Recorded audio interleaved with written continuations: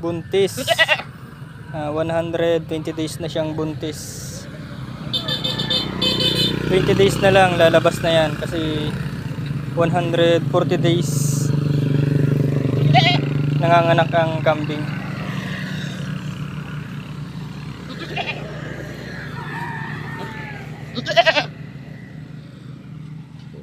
Laki ng tiyan. Hindi.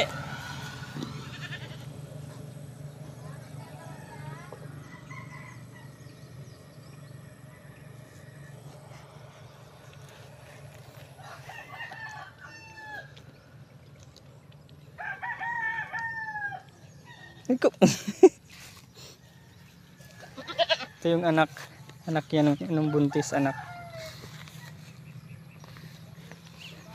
Upgraded bower at native.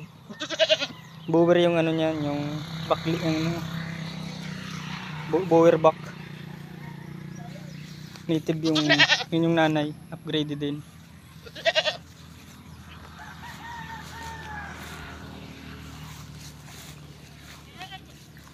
Turo.